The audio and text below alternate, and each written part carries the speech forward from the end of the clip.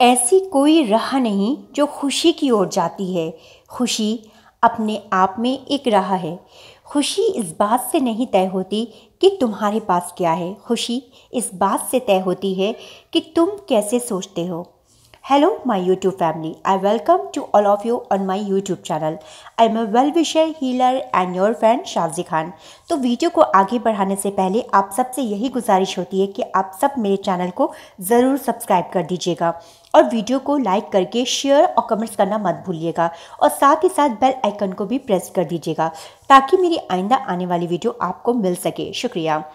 Last shorts जब मैंने upload किया था तो उसमें मेरे एक सब्सक्राइबर ने बोला था कि आप हिंदी में वीडियो बनाइए, तो उन्हीं की रिक्वेस्ट पे आज मैंने जो टॉपिक लिया है उस पे हिंदी पे ही बोला है।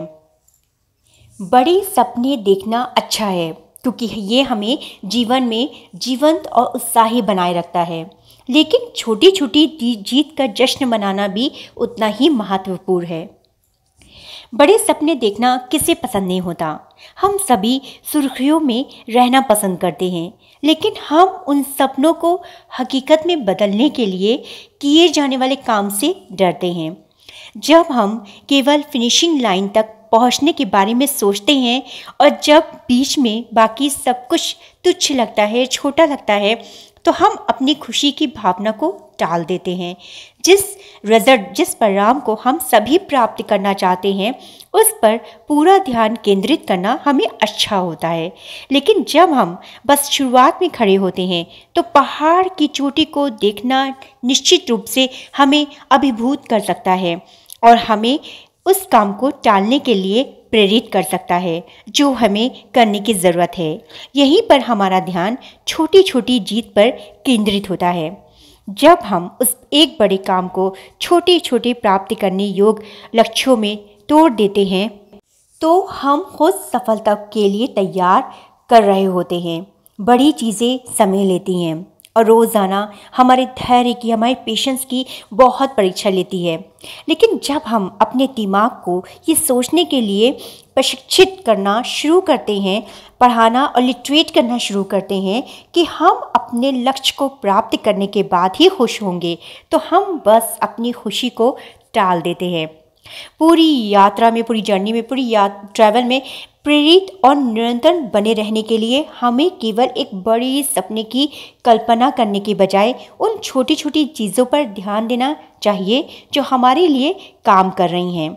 जब हम छोटी छोटी जीत का जश्न मनाने के महत्व पर ध्यान देना शुरू कर देते हैं तो स्वाभाविक रूप से, सकारात्मक रूप से हम उस पर आगे बढ़ने लग चुके होते हैं।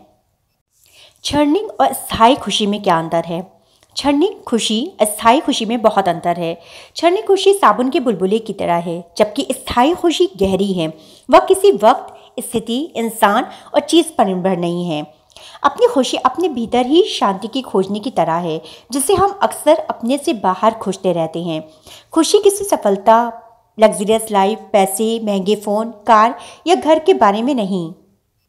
मेडिटेशन को अपनी लाइफस्टाइल में शामिल करें। इससे न सिर्फ माइंडफुलनेस बढ़ेगी बल्कि आप नकारात्मक, नेगेटिव चीज़ों को लेट गो करना भी सीखेंगे। आज की सोशल मीडिया वाली ज़िंदगी में अपने अकेलेपन को अपनाने, सेलिब्रेट करने का विचार उल्टा लग सकता है। ये तो फोमो का ज़माना है। ज़रा देर फ़ोन बंद किया हुआ पीछे छूट जाने का डर सताने लगता है। अपने एकांत में खुश रहना दरअसल इंटेलिजेंट होने की पहली निशानी है। एकांत अकेलापन नहीं है, यह आत्मचिंतन और आत्मनिरीक्षण है। ये रोज़मर्रा की ज़िंदगी के शोर से कुछ देर की शांति है। ये अपने आप को गहराई से जानने का सबसे अच्छा तरीका है। एक स्थिर मन और अनुशासित दिमाग खुशी महसूस करता है। खुशी वो है जब हम जो सोचते हैं, करते हैं और उन सब में एक सामंजस्य हो। जीवन उतार चढ़ाव से भरा है।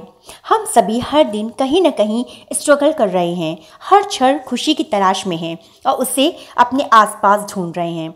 हमें लगता है कि खुशी बाहरी किसी चीज़ में है। नई गाड़ी मिल जाए, नया घर खरीद ले या कोई नया सामान ले आए, यानी जो है वो काफ़ी नहीं, इनफ नहीं। उसमें अगर कुछ और नया जुड़ जाए तो उससे खुशी मिल जाएगी, यही लगता है। न कि काश ये हो जाता, काश वो हो जाता। ऐसी सोच हमारी माइंड को निगेटिव बनाने में पूरी कोशिश करती रहती है। बुद्ध कहते हैं कि खुशी मिलती नहीं है, खुशी होती है। ये एक स्थायी भाव की तरह हमारे भीतर है। अगर आप उसे अपने अंदर खोज पाएँ तो जैसा है वो वैसा ही स्वीकार कर पाएँ, तो खुश रहने के लिए किसी नई चीज़ की ज़रूरत नहीं पड़ेगी।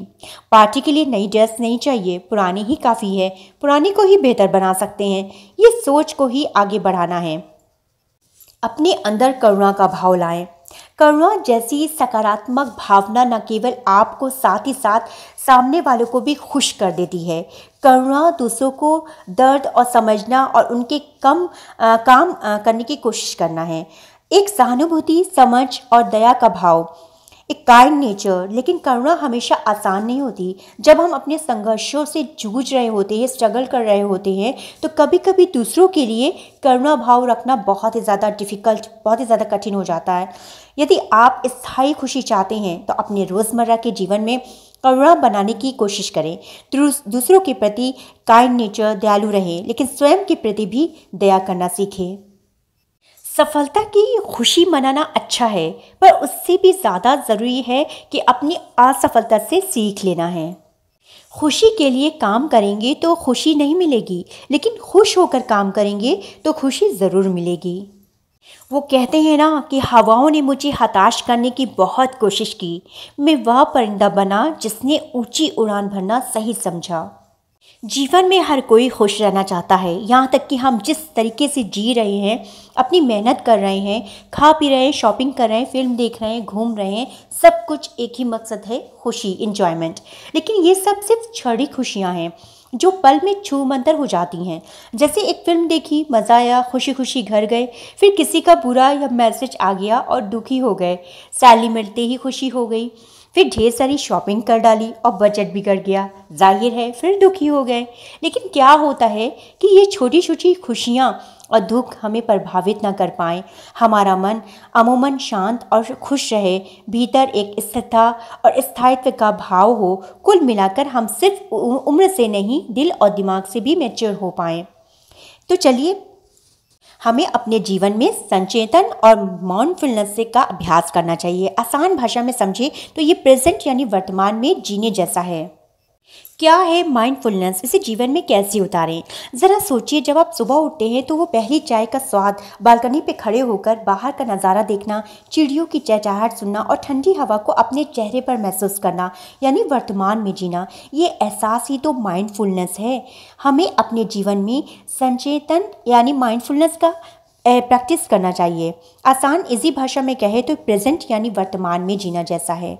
माइंडफुलनेस एक तरह की जागरूकता, जब हम अपने अभ्यास घट रही होती है, घटनाओं पर फोकस कर रहे होते हैं, किसी नतीजे पर पहुंचने की या कुछ पा लेने की या कुछ फिक्र में परेशान नहीं होते हैं, तो वो हमारी माइंडफुलनेस को बहुत रिलैक्स देती है। तो नाज़रीन, यही थी मेरी आज की वीडियो। उम्मीद करती हूँ कि आपको बहुत पसंद आई होगी। अगर पसंद आई है तो प्लीज़ मेरे चैनल को ज़रूर सब्सक्राइब कर दीजिएगा और कमेंट से अपनी कीमती राय का इजहार करना